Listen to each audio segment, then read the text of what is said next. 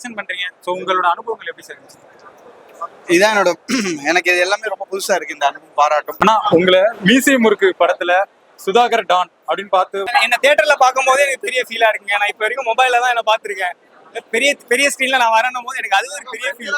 இந்த ரோல் பத்தில எதுவுமே தெரியாது. கூப்பிட்டு நடிக்கணும்னு சொல்லும்போது நான் நடிச்சேன். எனக்கு அங்க போய் தான் தெரியும். அப்படின்னு இருக்கும்போது இந்த ஒரு ரோலை லைக் எனக்கு மியூசியம் ஒர்க்ல எப்படி ஒரு நான் என்னெல்லாம் ரெக்கக்னைஸ் பண்ணி லைக் எல்லாத்தையும் போய் ரீச் ஆகிற ரோல் மாதிரி இருந்துச்சோ அதே மாதிரி அதுக்கு ஈக்குவல் ஸ்பேஸா லைக் எனக்கு ஸ்க்ரீன் லைக் எனக்கு ஸ்பேஸ் கொடுத்து நான் எவ்வளவு தூரம் பெர்ஃபார்ம் பண்ணுமோ அந்த அளவுக்கு எனக்கு கொடுத்து நடிக்க வச்சிருக்கேன். அது ரொம்ப சந்தோஷமா. ஹீரோவும் நடிக்கவும் செஞ்சிருக்கேன், டைரக்டும் பண்ணியிருக்கேன், எழுதவும் செஞ்சிருக்கேன். எல்லாத்தையுமே அவங்க ஏற்றுக்கும் போது ரொம்ப சந்தோஷமா இருக்கு. முக்கியமா இந்த ஃப்ரெண்ட்ஸ் படம் மட்டும் ஏன்னா ப்ரிஃபர் பண்றீங்க? அப்படிலாம் இல்லவே இல்ல. நான் படம் இல்லைக்கு அதான் சொல்றேன். இல்ல நான் வந்திருக்க படம் நான் இப்போ 2-3 படம் நடிச்சிருக்கேன். அது இன்னும் வரல. அதான் இந்த மாதிரி பெரிய பெரிய நிறுவனங்கள் வந்து ஃபர்ஸ்ட் டே FTF ரிவ்யூஸ்ல நாங்க ஏன்னா இதெல்லாம் தான் நாங்க பார்ப்போம்.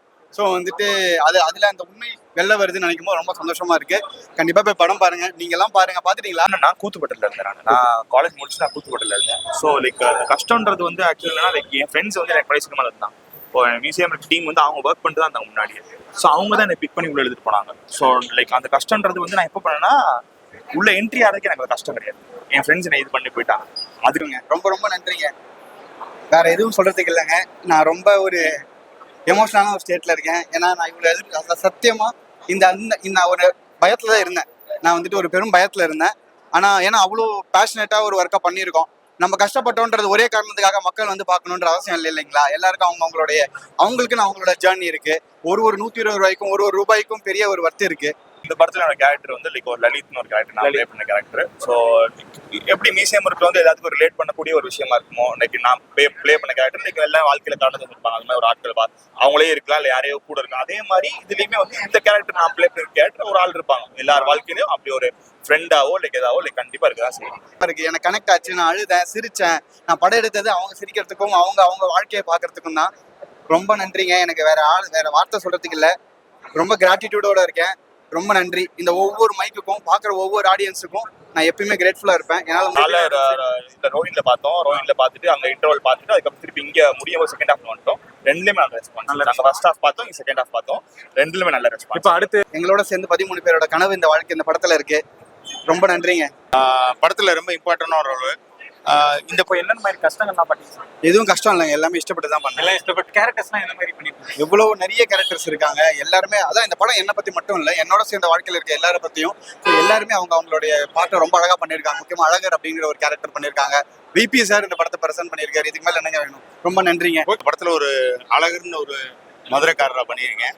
13 பேர் 14 பேர் நாங்கள் நடிச்சிருக்கோம். ஸோ எங்களோட எல்லாரோட கனவும் அந்த இதில் இருக்கு. கண்டிப்பா அது எல்லாத்தையும் இழுத்துட்டு போன ஒரு ஆள் தான் வந்து டைரக்டர் லைக் அனந்த். ஸோ வந்து அது ரொம்ப சந்தோஷமா இருக்கு. அதை நான் வந்து ஒரு வேர்ட்ல வந்து நல்லா இருந்துச்சு அப்படின்னோ இல்லை எதுவோ சொல்லி அதை நான் டிஸ்கிரைப் பண்ணவே முடியாது. படம் நான் நடிச்சிருக்கேன். நான் கண்டிப்பா பார்த்துருப்பேன். படம் பார்த்துட்டு இப்போ அங்கே ரெஸ்பான்ஸை பார்த்து தான் வரேன். எல்லாருக்கும் ரொம்ப பிடிச்சிருக்கு, பாசிட்டிவா வந்திருக்கு.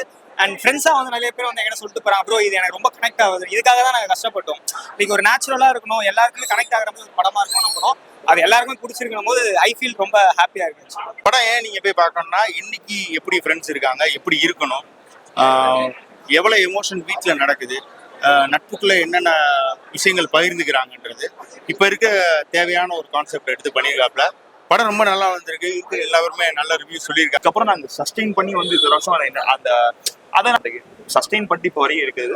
ஒரு கஷ்டமா இருக்கு. அதுதான். இந்த படத்துல நீங்க என்ன கேரக்டர் பண்ணிருக்கீங்க? நான் படம் என் கேரக்டர் வந்து நான் one of the main character பண்ணியிருக்கேன். நீங்க படம் பாருங்க, இன்னைக்கு ரிலீஸ் ஆயிருக்கு. ஸோ நீங்க படம் பார்த்துட்டு சொல்லுங்க எப்படி இருக்கு. படம் வந்து மக்கள் எப்படி ஆதரவு பெற்றிருக்காங்க? அனந்துக்கு நன்றி. அனந்த் என் தம்பி. அதனால இந்த கண்டிப்பா எனக்கு என்னோட ஃப்ரெண்ட்ஸ் கிடைச்ச மாதிரி எல்லாருக்கும் ஒரு ஃப்ரெண்ட்ஸ் இருப்பாங்க. அவங்களோட ஹார்ட் ஒர்க் போடுவோம். கண்டிப்பா எல்லாரும் ஜெயிப்போம். கண்டிப்பா மியூசியம் முருக்கு மாதிரி இந்த படமும் ஒரு பெரிய சக்சஸ் ஆகும்னு ஒரு நம்புறோம். இந்த மாதிரி வளர்ந்து வர நடிகருக்கு உங்ககிட்ட இருந்து ஒரு அட்வைஸ்னா என்ன சார்? ஐயோ நீங்க எனக்கு கொடுங்க, நான் எடுத்துக்கிறேன். நானும் வளர்ந்து வரேன்.